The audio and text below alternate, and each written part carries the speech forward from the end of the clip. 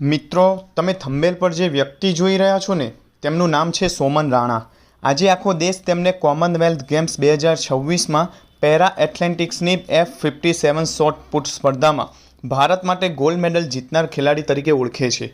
આજે લોકો તેમના ગળામાં લટકતો ગોલ્ડ મેડલ જુએ છે, ભારત માટે ગૌરવ અનુભવે છે।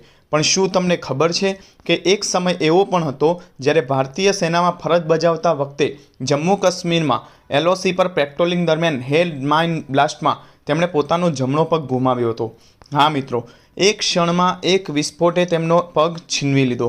ઘણા લોકો માટે આ ઘટના આખી જિંદગીનો અંત બની જાય। ઘણા લોકો કહી દે કે હવે મારાથી કંઈ નહીં થાય, હવે જીવન પૂરું થઈ ગયું, હવે સપના જોવાનો કોઈ અર્થ નથી। પણ મિત્રો, સોમન રાણાએ હાર માનવાનું પસંદ કર્યું નહીં। હોસ્પિટલમાં સારવાર ચાલી રહી હતી, દર્દ અસહ્ય હતો, પણ તેમણે પોતાના મનને એક જ વાત કહી, મારો પગ ગયો છે, મારા સપના નથી ગયા। ત્યારબાદ રિહેબિલિટેશન દરમિયાન તેમણે પેરા એથ્લેટિક્સમાં શોર્ટ પુટની શરૂઆત કરી। દરરોજ મહેનત, દરરોજ સંઘર્ષ, દરરોજ પોતાની જાત સાથેની લડાઈ, અને આખરે જે સૈનિકે દેશ માટે પોતાનો પગ ગુમાવ્યો હતો, એ જ સૈનિકે રમતના મેદાનમાં ભારત માટે ગોલ્ડ મેડલ જીતીને સમગ્ર દેશનું માથું ગર્વથી ઊંચું કરી દીધું। હવે તમને એક સવાલ પૂછું, ભગવાને તેમનો એક પગ લઈ લીધો, પણ શું તેમનો હિંમત, આત્મવિશ્વાસ અને દેશપ્રેમ પણ લઈ લીધો હતો?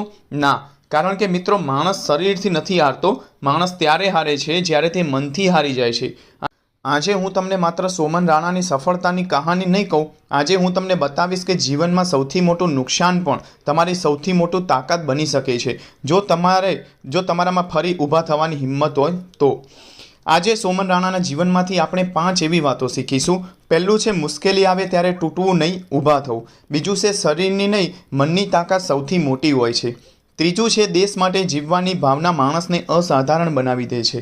ચોથું છે, હાર પછી ફરી શરૂઆત કરનાર જ ઇતિહાસ રચે છે। અને પાંચમું છે, ભગવાન કંઈક લઈ લે તો પણ કંઈક મોટું આપવા માટે જ લે છે। તો મિત્રો, વિડીયો છેલ્લી મિનિટ સુધી જરૂર જોતા રહેજો, કારણ કે આ 5 વાતો તમારા જીવનનો દૃષ્ટિકોણ બદલી શકે છે। આજે કદાચ આપણામાંથી ઘણા લોકો પોતાના જીવનમાં કોઈને કોઈ મુશ્કેલીમાંથી પસાર થઈ રહ્યા છે। કોઈનો ધંધો બંધ થઈ ગયો છે, કોઈની નોકરી છૂટી ગઈ છે, કોઈ પરીક્ષામાં નિષ્ફળ ગયો છે, કોઈને ગંભીર બીમારી આવી છે, અને કોઈ પોતાના જ લોકોના વિશ્વાસઘાતથી અંદરથી તૂટી ગયો છે। એ સમયે મનમાં એક જ વિચાર આવે કે હવે મારાથી નહીં થાય, ભગવાને મારી સાથે જ આવું કેમ કર્યું? પણ મિત્રો, આજે એક ક્ષણ માટે સોમન રાણા વિશે વિચારો, જે વ્યક્તિએ દેશની સેવા કરતાં પોતાનો એક પગ ગુમાવ્યો। જો તેઓ પણ હોસ્પિટલના બેડ પર પડીને માત્ર પોતાના નસીબને દોષ આપતા રહ્યા હોત તો શું આજે આખો દેશ તેમને ગોલ્ડ મેડલ માટે સલામ કરતો હોત? ના, તેમણે પોતાનું દુઃખ પોતાની ઓળખ બનવા દીધું નહીં, પોતાના સંઘર્ષને પોતાની તાકાત બનાવી દીધી। મિત્રો, આપણા જીવનમાં કદાચ લેન્ડમાઇન બ્લાસ્ટ નથી થયો, પણ દરેક માણસના જીવનમાં કોઈને કોઈ બ્લાસ્ટ જરૂર થાય છે। કોઈનો સંબંધ તૂટી જાય છે, કોઈનું સપનું તૂટી જાય છે, કોઈનો ધંધો તૂટી જાય છે, કોઈનો આત્મવિશ્વાસ તૂટી જાય છે। પણ યાદ રાખજો, ઘટના આપણું ભવિષ્ય નક્કી કરતી નથી, ઘટના પછી આપણે શું નિર્ણય લઈએ છીએ એ આપણું ભવિષ્ય નક્કી કરે છે।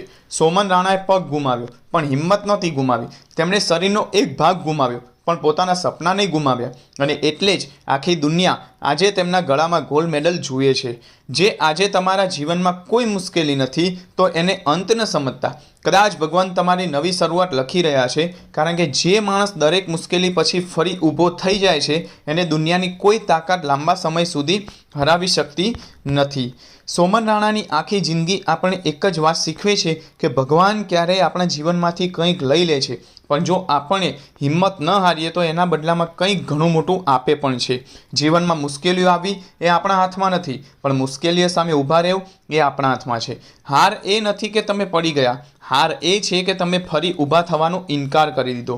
જો આજે તમારા જીવનમાં પણ કોઈ દુઃખ છે, કોઈ નુકસાન થયું છે, અથવા કોઈ સપનું તૂટી ગયું છે, તો સોમન રાણાને યાદ કરજો। એક પગ ગુમાવનાર માણસે પણ ગોલ્ડ મેડલ જીતી લીધો, તેના આધારે તમે પણ તમારા જીવનમાં ઇતિહાસ રચી શકો છો। યાદ રાખજો મિત્રો, મુશ્કેલીઓ તમને રોકવા માટે નથી આવતી, તમને તમારી સાચી તાકાત બતાવવા માટે આવે છે।